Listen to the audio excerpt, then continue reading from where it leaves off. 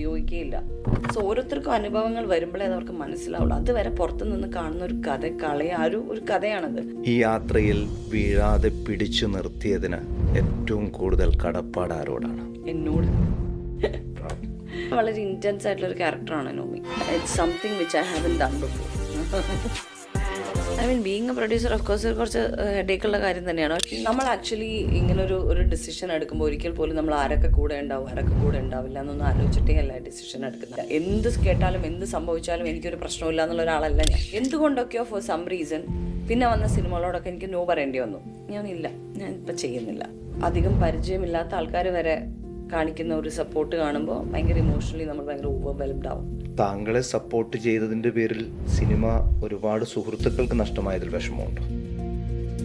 പക്ഷെ ചില സമയം ഒരു ബ്ലാങ്ക് ഫീലിംഗ് വരും. അപ്പോൾ അയ്യോ വേണ്ട ഇല്ല ഞാൻ ചെയ്യുന്നില്ല. ചില ദിവസങ്ങളിൽ സമാധാനം, ഞാൻ എൻ്റെ കംഫർട്ട് സോണിലാണല്ലോ ഇരിക്കുന്നത്, ആർക്കും ഞാൻ എവിടെയാണെന്ന് അറിയില്ല. ഫസ്റ്റ് ഓഫ് ഓൾ ഞാൻ അങ്ങനെ ചാനൽസ് ഒന്നും കാണാറില്ല. I just stay away from the noise. ഒരു പബ്ലിക് ഫിഗർ ആകുമ്പോഴുള്ള നോയ്സ് എത്രത്തോളം നമുക്ക് ആലോചിക്കാവുന്നതാണ്. ആസ് എൻ ഇന്ത്യൻ സിറ്റിസൺ എനിക്ക് എന്ത് ചെയ്യാൻ പറ്റുന്നോ ഞാനത് ചെയ്യും. ഇതുവരെയൊക്കെ ഫൈറ്റ് ചെയ്യുന്നത് നല്ലതായിരിക്കും. അത് എന്നാ നീതി കിട്ടുമെന്ന് ചോദിച്ചാൽ എനിക്ക് അറിഞ്ഞുകൂടാട്ടോ.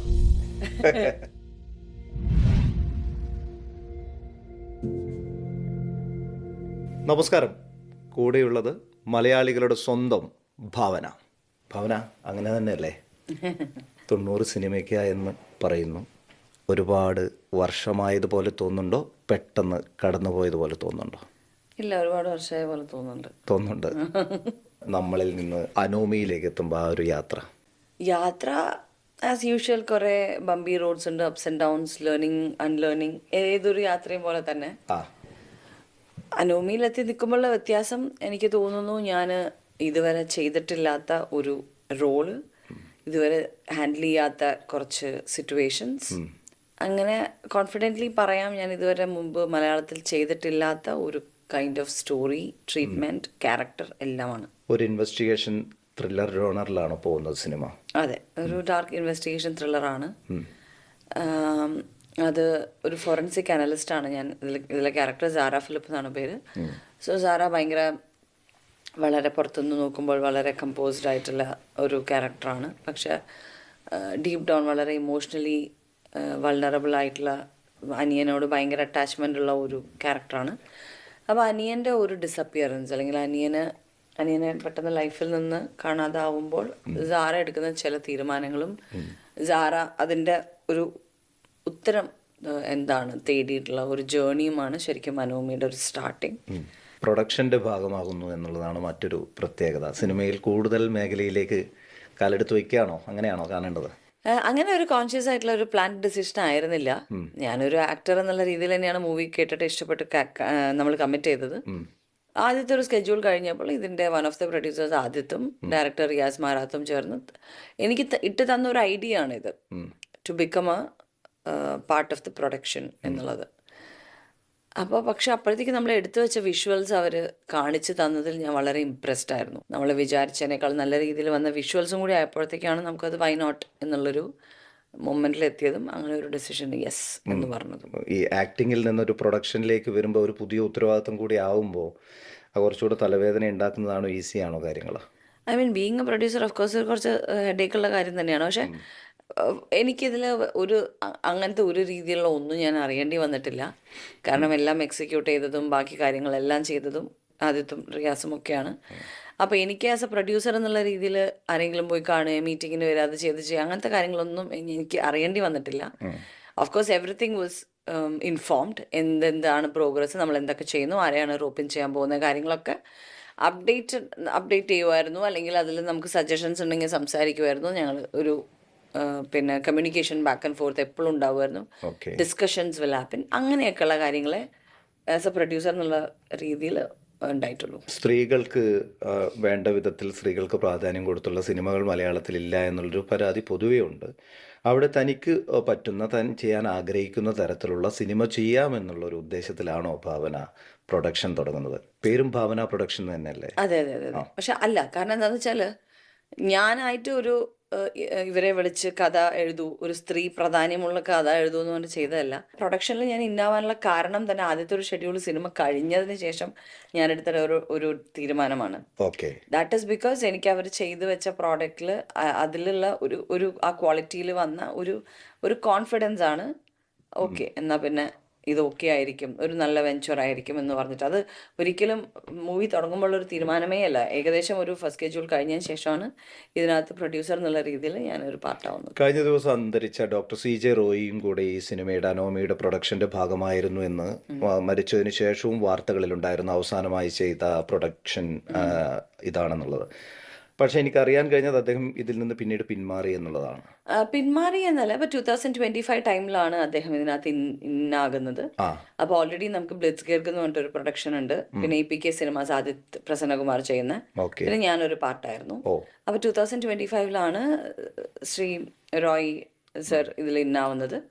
അപ്പൊ അദ്ദേഹം ഇതിനകത്തൊരു എമൗണ്ട് ഇട്ടിട്ടുണ്ടായിരുന്നു. പക്ഷെ പിന്നീടാണ് പനോരമ T-Series ഈ മൂവിയിലേക്ക് ആസ് എ പ്രൊഡ്യൂസർ എന്നുള്ള രീതിയിൽ കാലെടുത്ത് വെക്കുന്നത്. ദാറ്റ് ഈസ് ഒരു 3-4 months ആയിട്ടുള്ളൂ.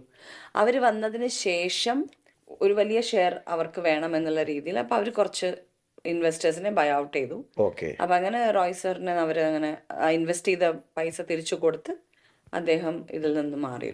ജീവിതത്തിൽ ഏറ്റവും വലിയൊരു ബ്രേക്ക് ഡൗണിൽ നിന്ന് ബ്രേക്ക് ത്രൂ ആക്കി മാറ്റിയൊരു നിമിഷം എന്താണ് ഭാവന? അങ്ങനെ ഒരു വൺ മൊമെന്റ് എനിക്ക് പോയിന്റ് ചെയ്യാൻ പറ്റില്ല. അതൊക്കെ കുറേ ഡേയ്സ് ആൻഡ് സിറ്റുവേഷൻസിലൂടെ നടന്നൊരു വലിയ ലോങ് പ്രോസസ്സാണ്. സോ എനിക്കൊരു ദിസ് ഈസ് ദ മൊമെന്റ് എന്ന് പറയാൻ ഭയങ്കര ബുദ്ധിമുട്ടാണ്. ഐ തിങ്ക് നമ്മൾ കുറേ ചാലഞ്ചസ് ലൈഫിൽ വരുമ്പോൾ അതെങ്ങനെ പ്രോസസ്സ് ചെയ്യുന്നു, അതെങ്ങനെ മൂവ് ഓൺ ആവുന്നു എന്നുള്ള രീതിയിൽ അതൊരു സ്ലോ പ്രോസസ്സാണ്. സോ ഒരിക്കലും എനിക്ക് this is the moment I change എന്ന് പറയാനൊരു മൊമെന്റ് എനിക്കില്ല. സൈലൻസ് ക്യാൻ ബി പവർഫുൾ എന്ന് തോന്നിയിട്ടുണ്ടോ? തീർച്ചയായിട്ടും. കാരണം ഞാൻ എൻ്റെ ഫ്രണ്ട്സിൻ്റെ കൂടെയൊക്കെ ആണെങ്കിൽ ഞാൻ എപ്പോഴും സംസാരിക്കുന്ന, എപ്പോഴും ചിരിക്കുന്ന അങ്ങനെയുള്ള ഒരാളാണ്. പക്ഷെ എനിക്ക് തോന്നുന്നു when it comes to public അല്ലെങ്കിൽ ടു മീഡിയ, സംസാരിക്കേണ്ട കാര്യങ്ങൾ മാത്രം സംസാരിക്കുക എന്നുള്ളൊരു സാധനത്തിൽ ഒരു കോൺസെപ്റ്റിൽ ഞാൻ വിശ്വസിക്കുന്നുണ്ട്. സിനിമയിൽ വീണ്ടും സജീവമാകാൻ ശക്തി നൽകിയത് ഒരു വിശ്വാസമാണോ, സുഹൃത്തുക്കളുടെ പിന്തുണയാണോ? ഞാനൊരു ഐ തിങ്ക് ഒരു 3 to 4 years ഞാൻ മൂവി ചെയ്തില്ല, മലയാളം ചെയ്തിട്ടില്ല. 4 to 5 years may be.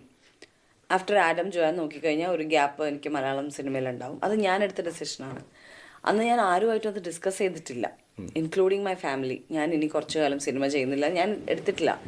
എന്തുകൊണ്ടൊക്കെയോ for some reason പിന്നെ വന്ന സിനിമകളോടൊക്കെ എനിക്ക് നോ പറയേണ്ടി വന്നു. ഞാനിപ്പോൾ ചെയ്യുന്നില്ല ബിക്കോസ് എനിക്ക് അങ്ങനെ ഒരു സ്പേസ്, ഒരു മെൻ്റൽ സ്പേസ് അപ്പോൾ വേണമായിരുന്നു എന്നെനിക്ക് തോന്നി. അതേപോലെ തന്നെ ഞാൻ 2022 കഥ കേട്ട് എൻ്റെ കാക്കൊക്കെ ഒരു പ്രേമം ഉണ്ടായിരുന്നു മൂവി എന്ന് ഞാൻ യെസ് പറയുമ്പോഴും അതും ഞാൻ ആരോടും ഡിസ്കസ് ചെയ്തില്ല. പക്ഷെ ഓഫ് കോഴ്സ് എൻ്റെ ഫ്രണ്ട്സും ഫാമിലിയും പറയുന്നുണ്ടായിരുന്നു ഒരുപാട് സമയം, എന്തിനാ ചെയ്യാതിരിക്കുന്നത്, അല്ലെങ്കിൽ ചെയ്യാതിരുന്നോണ്ട് നിനക്ക് എന്താ ബെനിഫിറ്റ് എന്ന് എല്ലാവരും ചോദിക്കുന്നുണ്ടായിരുന്നു. അപ്പോൾ ഒരു പോയിന്റിൽ എനിക്ക് തോന്നി എനിക്ക് അതിനൊരു ആൻസർ ഇല്ല. എന്താ ബെനിഫിറ്റ് ചോദിച്ചാൽ എനിക്ക് അറിഞ്ഞുകൂടാ. എനിക്കപ്പോൾ അത് ചെയ്യാനാ തോന്നിയേ. കാരണം എനിക്ക് എന്തുകൊണ്ടൊക്കെയോ I need that space mentally എന്നുള്ളൊരു തോന്നൽ എനിക്കുണ്ടായി. അറ്റ് ദ സെയിം ടൈം ഈ മൂവി ചെയ്തപ്പോൾ ഓക്കെ എന്തിനാ ചെയ്തുകൊണ്ടിരിക്കുന്നത്, മൂവി ചെയ്യാം എന്നുള്ളൊരു തോന്നൽ എനിക്കുണ്ടായി. അത് കഴിഞ്ഞിട്ടാണ് ഞാനിങ്ങനെ ചെയ്യാമെന്ന് വിചാരിക്കുന്നുണ്ട് എന്നാണ് ഞാൻ പറഞ്ഞത്. ഇവരെല്ലാവരും ഈ ക്വസ്റ്റ്യൻസ് ഓഫ് കോഴ്സ് ചോദിക്കുമായിരുന്നു, എങ്കിൽ പോലും ഞാൻ ചെയ്തോട്ടെ അല്ലെങ്കിൽ ഞാൻ ചെയ്യാതിരുന്നാലോ എന്നുള്ളൊരു സംഭവം ഞാൻ ആരോട് ചോദിച്ചിട്ടില്ല. ലൈം ലൈറ്റിൽ സജീവമായി നിന്ന ഒരാൾ സിനിമയിൽ നിന്ന് സ്വന്തം ഒരു ബ്രേക്ക് എടുക്കുന്നു. 4 വർഷത്തോളം പ്രോജക്റ്റുകൾ ഇങ്ങോട്ട് വരുമ്പോഴും വേണ്ട എന്ന് വയ്ക്കുന്നു. അപ്പോഴുള്ള ആ ഒരു അവസ്ഥ എന്തായിരുന്നു? ഈ മൊത്തം ആൾക്കൂട്ടത്തിൽ നിന്നും ബഹളത്തിൽ നിന്നും എല്ലാം ഒഴിഞ്ഞു മാറുമ്പോഴുള്ളൊരു അവസ്ഥ എന്തായിരുന്നു ഭാവന?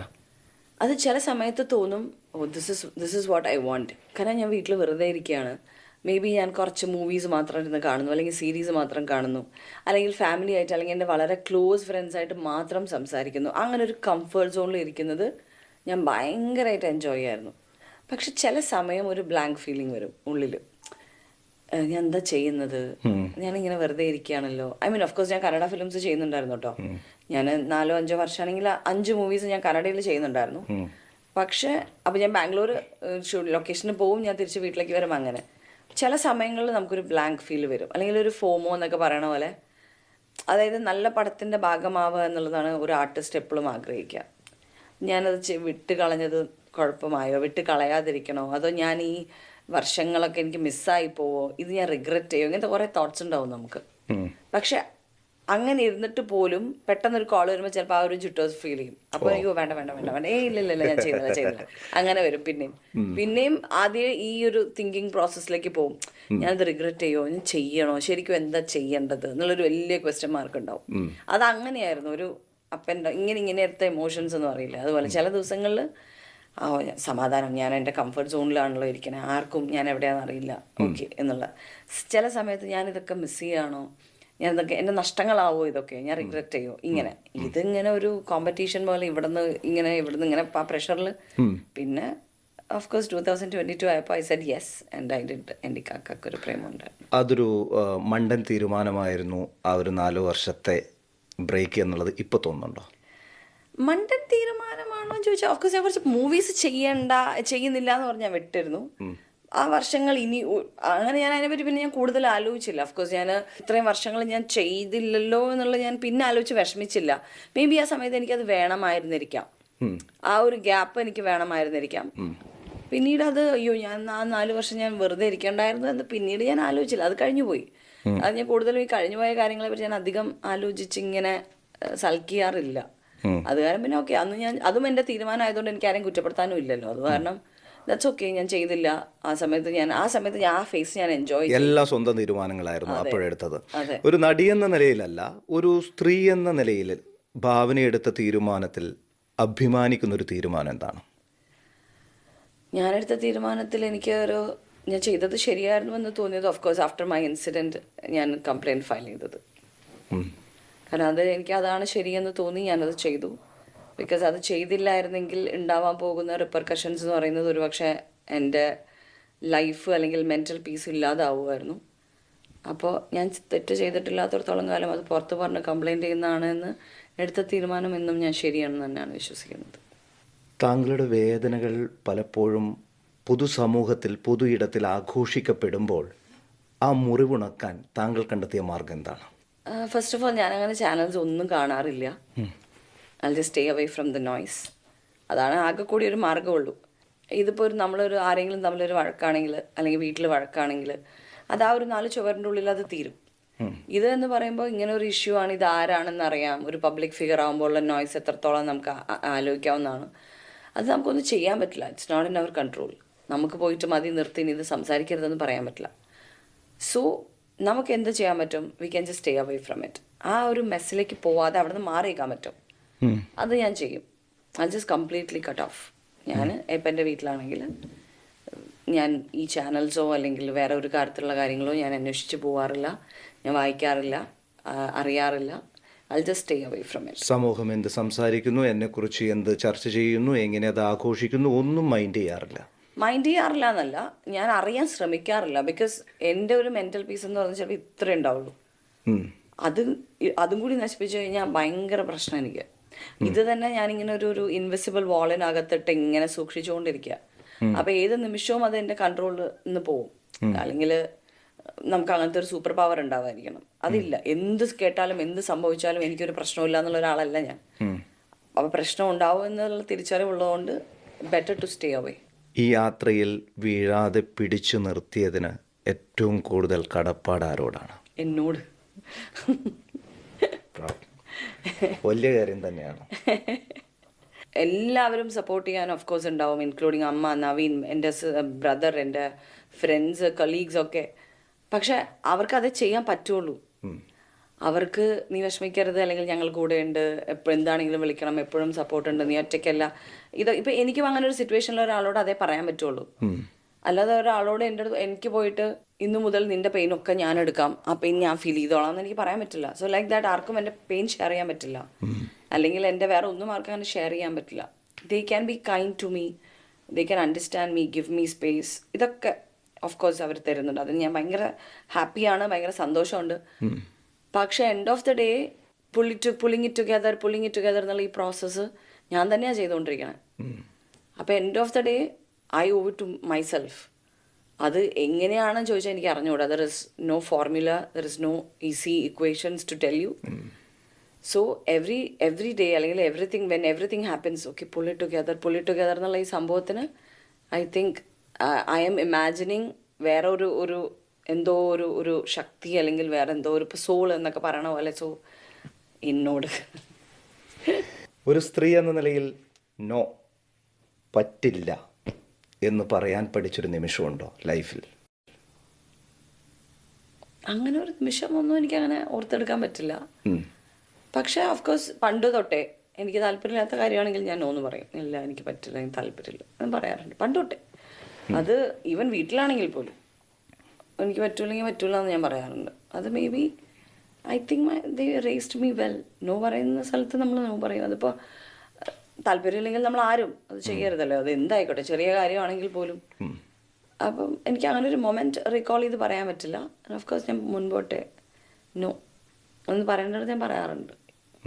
ജീവിതത്തിലെടുത്തൊരു ഏറ്റവും വലിയൊരു തീരുമാനം കേസുമായി മുമ്പോട്ട് പോകാൻ എന്നുള്ളത് പറഞ്ഞല്ലോ.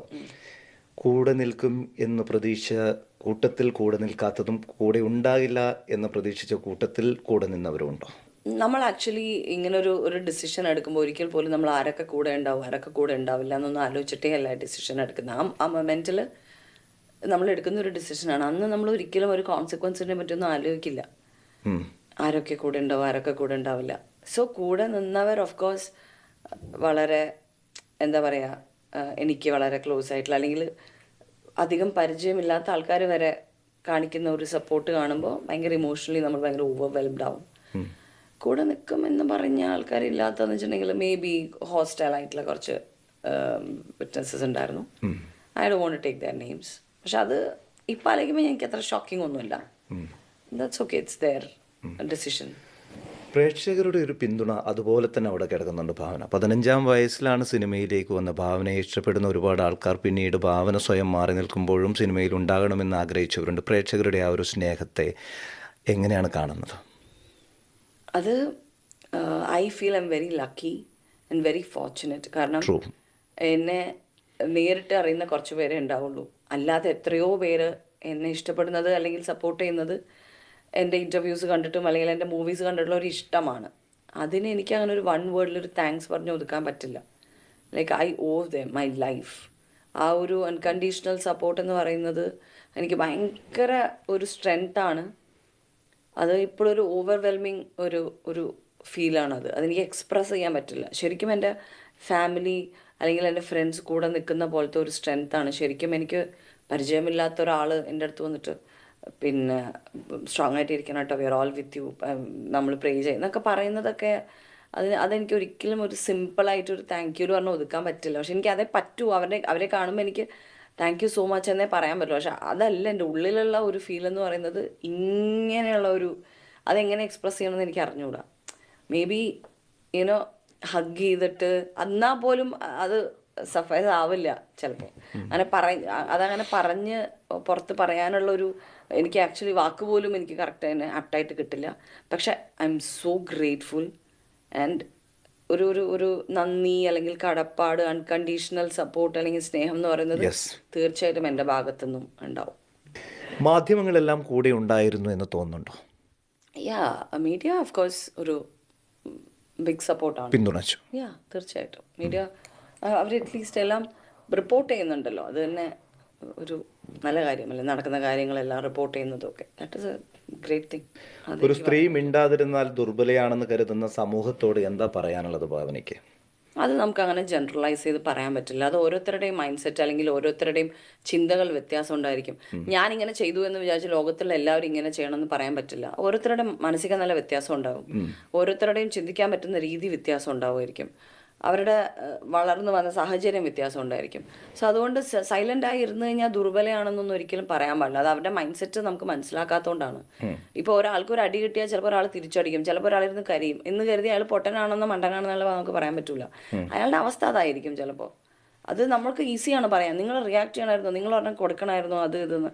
നമ്മൾ തന്നെ ചിലപ്പോൾ ഓരോ ന്യൂസൊക്കെ കാണുമ്പോൾ ഞാനായിരുന്നെങ്കിൽ ഞാൻ അങ്ങനെ ചെയ്താൽ ഇങ്ങനെ ഒന്നും നടക്കാൻ പോകുന്നില്ല.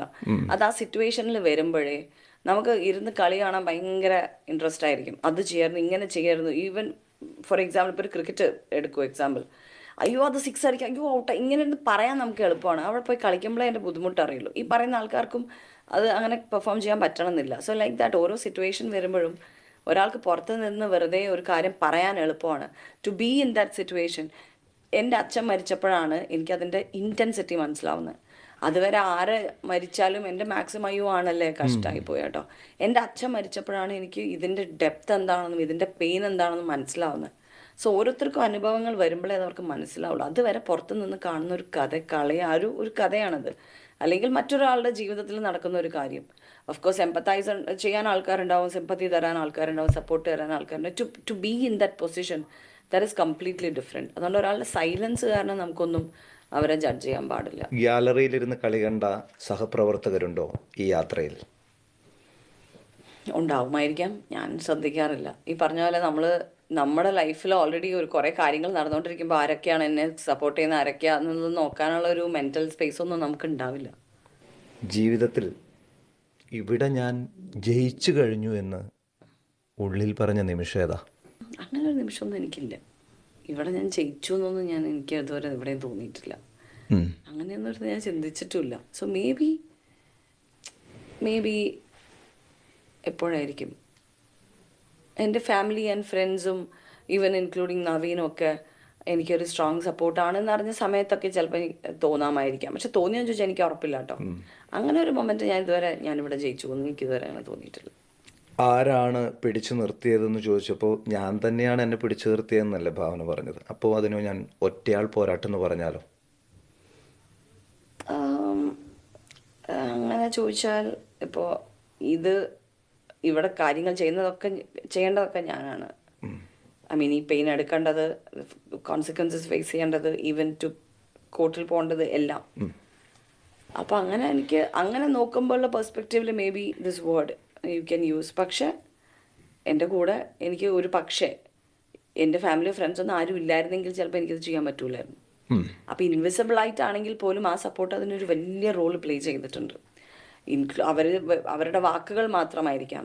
അവർ വന്ന് എൻ്റെ അടുത്തുനിന്ന് അവർക്ക് ഈ പെയിൻ എടുത്ത് മാറ്റി വെക്കാനൊന്നും പറ്റില്ല അപ്പുറത്ത്. പക്ഷേ വാക്കുകൾ കൊണ്ടാണെങ്കിലും അവർ തരുന്ന ആ ഒരു സപ്പോർട്ട് അല്ലെങ്കിൽ ആ ഒരു സ്ട്രെങ്ത് നോയിങ്ലി ഓർ അൺനോയിങ്ലി എനിക്ക് എൻ്റെ ഈ ഒരു മെൻറ്റാലിറ്റിയിലേക്ക് എന്നെ കൊണ്ടുവന്നതുമായിരിക്കാം. 2.5 പതിറ്റാണ്ടാവുന്നു സിനിമയിലേക്ക് എത്തിയിട്ട്. സീനിയറാണ്. ഈ നിൽക്കുന്ന ഭാവന സിനിമയിലേക്ക് വരാൻ കാത്തിരിക്കുന്ന 20 വയസ്സുള്ളൊരു ഭാവനയോട് എന്താണ് പറയാൻ ഉദ്ദേശിക്കുന്നത്? സത്യമാണ്, എനിക്ക് അത്രയ്ക്ക് അറിയില്ല. 2 കാര്യങ്ങൾ പറയാൻ ചിലപ്പോൾ ഒന്നെങ്കിൽ ഞാൻ പറയും that the journey is not going to be easy, be very careful. വിചാരിക്കുന്ന പോലെയൊന്നും ആയിരിക്കില്ല. It's not a bed of roses. ഒരുപാട് പ്രോബ്ലംസ് ഉണ്ടാവും, ഹേർഡിൽസ് ഉണ്ടാവും. ഇങ്ങനെ എക്സ്പെക്ടേഷൻ ചെയ്തിട്ടൊന്നും വരണ്ട, അങ്ങനായിരിക്കും ഒന്ന് പറയാം. ചിലപ്പോൾ ഞാൻ പറയും പോയി എന്തെങ്കിലും പഠിച്ചോലെ ജോലി വാങ്ങിക്കാൻ നോക്ക്. സോ എന്തിനാ വെറുതെ ആവശ്യമില്ലാത്ത ടൈം. പക്ഷെ ബിക്കോസ് ഇതിനൊരു ഗ്യാരണ്ടി ഇല്ലാത്ത ഒരു ഇൻഡസ്ട്രിയാണ് സിനിമ. ഓഫ് കോഴ്സ് ഒരുപാട് എനിക്ക് ഇഷ്ടമാണെങ്കിൽ പോലും nobody has told me that ഇനി ഞാൻ ഉള്ള എല്ലാ കാലവും ഞാൻ സിനിമ തരാമെന്ന് എൻ്റെ അടുത്ത് ആരും പറഞ്ഞിട്ടില്ല. ഞാനും ആർക്കും വാക്ക് കൊടുത്തിട്ടില്ല ഞാൻ എപ്പോഴും സിനിമ ചെയ്യാന്ന്. സോ നല്ല മൂവീസ് വരുമ്പോൾ മാത്രമേ ചെയ്യാൻ പറ്റുള്ളൂ. സോ ടു യങ് ഭാവന ഞാൻ വോൺ ചെയ്യും ദാറ്റ് നമ്മൾ വിചാരിക്കുന്ന പോലത്തെ ഒരു ഇൻഡസ്ട്രി ആയിരിക്കില്ല, ലൈഫ് ആയിരിക്കില്ല, കരിയർ ആയിരിക്കില്ല. സോ എല്ലാം ഫേസ് ചെയ്യണം. ഇങ്ങനെ പോയിക്കൊണ്ടിരിക്കില്ല, ഇങ്ങനെ ആയിരിക്കും എന്നുള്ളത്. അല്ലെങ്കിൽ പിന്നെ ഞാൻ പറയും വേറെ എന്തെങ്കിലും പോയി ജോലി ചെയ്ത് സുഖമായി സന്തോഷമായി എവിടെയെങ്കിലും പോയി ചെയ്യും. അതായത് സിനിമ വേണ്ടായിരുന്നു എന്നുള്ളൊരു തോന്നൽ എവിടെയോ ആ സംസാരത്തിൽ എവിടെയൊക്കെയോ കിടക്കുന്നുണ്ട്. ഓഫ് കോഴ്സ് ഉണ്ട്. കാരണം ഞാൻ പല സമയങ്ങളിലും നമ്മൾ ഒരു ലോ ഫേസ് ഉണ്ടാകുമ്പോൾ ഒരിക്കലും ഇങ്ങനെ ആയിരിക്കില്ല നമ്മുടെ കരിയർ. ഈ നേരത്തെ ഞാൻ പറഞ്ഞ പോലെ ഇങ്ങനെ ആയിരിക്കും, പിന്നെ ഇങ്ങനെ വരും, പിന്നെ ഇങ്ങനെ ഒരു പീക്ക് ഉണ്ടാവും, ഒരു പിറ്റ് ഉണ്ടാവും, ഒരു പീക്ക് ഉണ്ടാവും, ഒരു പിറ്റ് ഉണ്ടാവും. ഈ പിറ്റിൽ വരുമ്പോൾ നമ്മൾക്ക് അടുത്ത പീക്ക് വരെയുള്ള ഒരു ലൈഫ് അല്ലെങ്കിൽ ഒരു ജേർണി എന്ന് പറഞ്ഞാൽ ഇറ്റ്സ് നോട്ട് ഈസി. നമ്മൾ ഇങ്ങനത്തെ ഒരു കരിയറിൽ നിൽക്കുമ്പോൾ നമ്മൾ റെലവൻ്റ് ആയിട്ട് നിൽക്കുക എന്ന് പറയുന്നത് ഭയങ്കര ടഫായിട്ടുള്ള ഒരു കാര്യമാണ്. അതായത് നമ്മൾ ഉദ്ദേശിച്ച പോലത്തെ സിനിമകൾ ചിലപ്പോൾ വരില്ല, ഉദ്ദേശിച്ച പോലത്തെ സിനിമകൾ ചിലപ്പോൾ നടക്കുന്ന നമ്മളതിലുണ്ടാവില്ല, ചിലപ്പോൾ നമ്മൾ ഒരുപാട് പ്രതീക്ഷിച്ച സിനിമകൾ ചിലപ്പോൾ ഓടില്ല. ഇങ്ങനെയൊക്കെയുള്ള കുറേ കുഴപ്പങ്ങളുണ്ട് ഇൻഡസ്ട്രിയിൽ. നമ്മൾ വിചാരിക്കുന്ന പോലെ നമ്മളിങ്ങനെ വർക്ക് ചെയ്തുകൊണ്ടേ ഇരുന്നാൽ നമുക്കിത് വന്നുകൊണ്ടേ ഇരിക്കും എന്നുള്ളൊരു സാധനം ഇല്ല. അപ്പം നമ്മൾ ഡൗൺ ആയി പോകുമ്പോൾ ഇത് വേണ്ടായിരുന്നു, ക്വിറ്റ് ചെയ്ത് പോവായിരുന്നു, വേറെ എന്തെങ്കിലും ചെയ്യാം. ഈവൻ ഇപ്പോൾ പോലും ഞാൻ ആലോചിക്കും ചില സമയങ്ങളിൽ വേറെ എന്തെങ്കിലും ചെയ്യാം, അങ്ങനെയൊക്കെ തോന്നും. പിന്നെ കറങ്ങി തിരിഞ്ഞ് ചിലപ്പോൾ ഒരു നല്ല സ്ക്രിപ്റ്റ് കേൾക്കുമ്പോൾ ഞാൻ പിന്നെയും എനർജൈസ്ഡ് ആവും. ഓക്കെ, ഇത് കൊള്ളാമല്ലേ ഈ സ്ക്രിപ്റ്റ്. കാരണം ഉള്ളിൽ ഇത് തന്നെ ചെയ്ത് വന്നത് കാരണം എന്തൊക്കെ പറഞ്ഞാലും ഒരു സോഫ്റ്റ് കോർണർ ഇവിടെ കിടക്കും. അതെ. അപ്പം ഞാൻ ഇങ്ങനെ പോകാൻ ശ്രമിച്ചാലും ഒരാൾ വന്നൊരു നല്ല സ്ക്രിപ്റ്റ് പറഞ്ഞാൽ ഞാനൊന്ന് ഓക്കെ വേറെ എന്തെങ്കിലും നമ്മൾ ചെയ്യാം, ആ സംഭവത്തിലേക്ക് എത്തും. ഉം. അതുണ്ട്. അതുകൊണ്ട് എനിക്ക് പൂർണ്ണമായി ഇത് നിർത്തി എനിക്ക് പോകണമെന്ന് എനിക്ക് ആഗ്രഹമില്ല. എനിക്ക് എന്നെ കൊണ്ട് ഇത് പറ്റുന്നും തോന്നുന്നില്ല. പക്ഷെ ദർ ആർ ടൈംസ് ഞാൻ സീരിയസ്ലി മതി, ഞാൻ വേറെ എന്തെങ്കിലും ചെയ്യാം എന്ന് തോന്നി. വേണ്ട വേണ്ട വേണ്ട, നിർത്തിയേക്കാം, നിർത്തി പോയേക്കാം എന്ന് തോന്നിയ ഒരു നിമിഷം ഉണ്ടായിട്ടുണ്ടോ? അപ്പോഴും പിടിച്ചു നിർത്തിയത് എന്താണ്?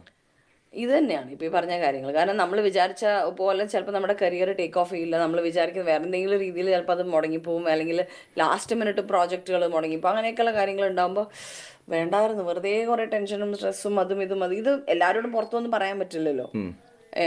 അപ്പോൾ അതൊക്കെ ആലോചിക്കും. പക്ഷെ സെയിം ടൈം ഒരു നല്ല പ്രോജക്റ്റ് വരുമ്പോൾ ഈ നെഗറ്റീവ് തോട്ട്സ് ഒക്കെ പോയിട്ട് ആദ്യമേ ഒരു ഇൻട്രസ്റ്റിംഗ് ആയിട്ടുള്ള ഒരാളായിട്ട് ഒരു എക്സൈറ്റ്മെൻറ്റോടെ കഥ കേൾക്കും. ഇപ്പോഴും ഈ പറയുന്ന 15 വർഷം 20-25 എത്തുമ്പോഴും ഭാവന ഫ്രഷ് ആയിരിക്കുകയാണ്. ഇത്ര വലിയൊരു പ്രയാസങ്ങളിലൂടെയും പോരാട്ടങ്ങളിലൂടെയും കടന്നുപോയൊരു സ്ത്രീയാണെന്ന് കണ്ട പറയില്ല. I'll take that as a compliment. Thank you. സ്ത്രീക്ക് നീതി കിട്ടുന്നത് സഹാനുഭൂതിയിലൂടെയാണോ അതോ പോരാട്ടത്തിലൂടെയാണോ? ഐ തിങ്ക് ഒരു ഇതുവരെയൊക്കെ ഫൈറ്റ് ചെയ്യുന്നത് നല്ലതായിരിക്കും. ഉം. അത് എന്നാ നീതി കിട്ടുമെന്ന് ചോദിച്ചാൽ എനിക്ക് അറിഞ്ഞുകൂടാ കേട്ടോ. പക്ഷേ ഐ ഓൾവേസ് തിങ്ക് നമ്മൾക്ക് വേണ്ടി സ്റ്റാൻഡപ്പ് ചെയ്യുക എന്നുള്ളതാണ് അൾട്ടിമേറ്റ്ലി. കുറേ വർഷങ്ങൾക്ക് ശേഷം ഞാനതൊന്ന് പറഞ്ഞാൽ മതിയായിരുന്നു, അല്ലെങ്കിൽ അന്ന് ഞാനത് അങ്ങനത്തെ ഒരു തോട്ട് നമ്മളെ ഹോണ്ട് ചെയ്യണേക്കാൾ നല്ലത് I did what I can. എനിക്ക് ചെയ്യാൻ പറ്റുന്നതേ എനിക്ക് ചെയ്യാൻ പറ്റുള്ളൂ. ഞാനത് സൂപ്പർമാനൊന്നുമില്ല. എന്നെക്കൊണ്ട് ഇത്രേ പറ്റുള്ളൂ, ഞാൻ ചെയ്തു. എന്നെക്കൊണ്ട് എന്ത് ചെയ്യാൻ പറ്റുന്നോ ഞാൻ ചെയ്തു. ഇതിനപ്പുറത്തേക്ക് എന്താ ചെയ്യാൻ പറ്റുമെന്ന് വെച്ചാൽ എനിക്ക് അറിഞ്ഞുകൂടാ. ആസ് എൻ ഇന്ത്യൻ സിറ്റിസൺ എനിക്ക് എന്ത് ചെയ്യാൻ പറ്റുന്നോ ഞാനത് ചെയ്തു. സോ ഒരു പക്ഷേ അങ്ങനെ ചെയ്തതുകൊണ്ട് എനിക്കിപ്പോൾ ഒരു at least I did what I did എന്നുള്ളൊരു സാധനമുണ്ട്. സൈലൻ്റായിട്ടാണ് ഐ മീൻ ഇരുന്നെങ്കിൽ ഒരു പക്ഷേ എനിക്ക് വേറെ കുറേ പ്രോബ്ലംസ് ഉണ്ടാവുമായിരുന്നു എന്ന് ഞാൻ വിശ്വസിക്കുന്നു. എനിക്കറിയില്ല, ബിക്കോസ് നമ്മൾ നടക്കാത്തൊരു കാര്യത്തിനെ പറ്റി നമുക്ക് പറയാൻ പറ്റില്ലല്ലോ. സോ ഒരു പരിധി വരെ ഫൈറ്റ് ചെയ്യുന്നത് നല്ലതായിരിക്കും തോന്നുന്നു. എടുത്ത തീരുമാനം ശരി തന്നെയായിരുന്നു. അതെ. സിനിമയിൽ താങ്കളെ സപ്പോർട്ട് ചെയ്തതിൻ്റെ പേരിൽ സിനിമ ഒരുപാട് സുഹൃത്തുക്കൾക്ക് നഷ്ടമായതിൽ വിഷമമുണ്ടോ? തീർച്ചയായിട്ടും എനിക്കും കുറേ നഷ്ടപ്പെട്ടിട്ടുണ്ട്.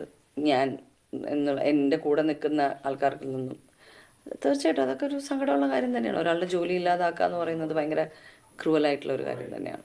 ഈ 90 സിനിമകളിൽ ഭാവനയുടെ സ്വന്തം ക്യാരക്ടറുമായിട്ട് ചേർന്ന് നിൽക്കുന്ന ഏതെങ്കിലും റോൾ ഉണ്ടോ? എനിക്ക് തോന്നുന്നു ഒരു ക്യാരക്ടർ എനിക്ക് പറയാൻ പറ്റില്ലെങ്കിലും പല ക്യാരക്ടറുകളിലും ഒരു ചെറിയ സിമിലാരിറ്റീസ് നമുക്ക് എവിടെയൊക്കെയോ ഉണ്ട്. അതായത് ഇപ്പോൾ ഈവൻ ഫോർ എക്സാമ്പിൾ അനോമിയിലെ സാറ ഫിലിപ്പ്. സാറ പുറത്ത് കാണുമ്പോൾ ഭയങ്കര എന്താണ് ലൈഫ് സോർട്ട് ഔട്ട് ആയിട്ട് എനിക്ക് എവറിത്തിങ് അണ്ടർ കൺട്രോൾ എന്ന് വരുന്ന ഒരു ഉള്ളൊരു ക്യാരക്ടറാണ്. പക്ഷെ she is very vulnerable emotionally. ഒരുപാട് വിഷമങ്ങളുള്ള, അല്ലെങ്കിൽ അതെപ്പോഴും പുറത്ത് കാണിക്കാൻ പറ്റാതെ ഞാൻ പുറത്ത് ഓക്കെയാണെന്ന് കാണിക്കുന്ന ഒരു ക്യാരക്ടർ ഉണ്ട് സാറയ്ക്ക്. അത് കുറച്ച് എനിക്കുണ്ട്. അഡ്വഞ്ചേഴ്സ് ഓഫ് ഓമനക്കുട്ടനുള്ള ക്യാരക്ടർ പല്ലവി എന്ന് പറഞ്ഞിട്ട് എനിക്കത് വായിച്ചപ്പോൾ കുറേ സീനിൽ ഞാൻ ചിലപ്പോൾ ഇങ്ങനെയായിരിക്കും റിയാക്ട് ചെയ്യാന്ന് എനിക്ക് തോന്നിയിട്ടുണ്ട്. അങ്ങനെ കുറേ ക്യാരക്ടേഴ്സ് ഉണ്ട് എവിടെയൊക്കെയോ. പക്ഷെ ഇത് ഞാൻ തന്നെയാണെന്ന് എനിക്ക് പറയാൻ പറ്റില്ല ഒരു ക്യാരക്ടറിലും. എവിടെയൊക്കെയോ ഏതൊക്കെയോ സീനുകൾ ചെയ്യുമ്പോൾ ഇത് എൻ്റെ സ്വഭാവം തന്നെ എന്നെനിക്ക് ചിലപ്പോൾ തോന്നും. 80കളുടെയും 90കളുടെയും ഹരമായിരുന്ന റഹ്മാൻ സാർ കൂടി ഈ സിനിമയുടെ ഭാഗമാകുന്നു എന്നുള്ളതാണ്. കൂടുതൽ പ്രതീക്ഷിക്കാൻ എന്താണുള്ളത് പ്രേക്ഷകർക്ക്? റഹ്മാൻ സാർ ഇടയ്ക്കാണെങ്കിലും മലയാളത്തിൽ വന്നൊരു നല്ല ക്യാരക്ടർ ചെയ്ത് പോകുന്ന ഒരാളാണ്. ഇപ്പോൾ ഒരുപാട് ത്രില്ലർ ആൻഡ് ഒരുപാട് പോലീസ് ഓഫീസർ റോൾസ് അദ്ദേഹം ചെയ്തിട്ടുണ്ട്. പക്ഷെ ഇതിനകത്ത് എനിക്ക് തോന്നുന്നു നമ്മൾ ഇതുവരെ കണ്ടിട്ടുള്ള ഒരു റഹ്മാൻ എന്നുള്ള ഒരു കോൺസെപ്റ്റ് മാറ്റാൻ സാധ്യതയുള്ളൊരു ക്യാരക്ടർ ആർച്ച് ഇതിനകത്തുണ്ട്. എനിക്ക് തോന്നുന്നു ഇപ്പോൾ നേരത്തെ പറഞ്ഞാൽ 80s 90s ഒരു വലിയ ക്രൗഡ് റഹ്മാൻ സാറിനോട് ഇഷ്ടമുള്ള ഒരു ക്രൗഡിന് തീർച്ചയായിട്ടും ഒരു സാറ്റിസ്ഫാക്ഷൻ കൊടുക്കുന്ന രീതിയിലുള്ള കുറേ ഫാക്ടേഴ്സ് അദ്ദേഹത്തിൻ്റെ പെർഫോമൻസിൽ നിന്നും ഈ ക്യാരക്ടറിൽ നിന്നും എന്തായാലും ഓഡിയൻസിന് കിട്ടും. ദുബായിലിരുന്നു കൊണ്ടാണ് നമ്മൾ സംസാരിക്കുന്നത്. പ്രവാസ ലോകത്തെ സിനിമ ആസ്വാദകർ എത്രത്തോളം ലൈഫിൽ സപ്പോർട്ട് ചെയ്തിട്ടുണ്ട് താങ്കളെ? ഇവിടെ എനിക്ക് തോന്നുന്നു ഒരുവിധം എല്ലാവരും മൂവീസ് കാണുന്ന ആൾക്കാരാണ്. അവരുടെ ഒരു വീക്കെൻഡിലെ ഒരു പ്ലാൻ മിക്കവാറും ഒരു മൂവി ഉണ്ടാവും. അതാണ് ഞാൻ സംസാരിക്കുന്ന ആൾക്കാരൊക്കെ അങ്ങനെ പറയാറ്. ഞങ്ങൾ എന്തായാലും ഒരാഴ്ച എന്തായാലും സിനിമ കാണാൻ പോകും. അപ്പം അതൊരു നല്ല കാര്യമാണ്, വളരെ നല്ല കാര്യം. ഇത്രയും തിരക്കിട്ട രീതിയിൽ പ്രവാസി ജീവിതം എന്ന് പറയുമ്പോൾ ഈ പറഞ്ഞ പോലെ ചിലപ്പോൾ മൊണോട്ടണസ് ആയിട്ട് ഫീൽ ചെയ്യുന്നുണ്ടാവും അവർക്ക്. രാവിലെ തൊട്ട് രാത്രി വരെ ജോലി ചെയ്യണം. അപ്പോൾ ഒരു ശനിയാഴ്ച അല്ലെങ്കിൽ ഞായറാഴ്ച കിട്ടുമ്പോൾ ഒരു മൂവി കാണാൻ പോകുക എന്നുള്ളത് അവർക്കും ഒരു നല്ല കാര്യമാണ്. സിനിമ ആൾക്കാർക്കും അതൊരു ഭയങ്കര സന്തോഷം തരുന്ന കാര്യമാണ്. ആ ഒരു സിനിമയോടുള്ള ഇഷ്ടം അവർ ഈ ജോലി അല്ലെങ്കിൽ ലൈഫിൻ്റെ തിരക്കിൻ്റെ ഇടയിലും കാണിക്കുന്നത് വളരെ നല്ല കാര്യം. എല്ലാ ആശംസകളും. സിനിമ ഹിറ്റായി മാറട്ടെ, പ്രേക്ഷകർ സ്വീകരിക്കട്ടെ.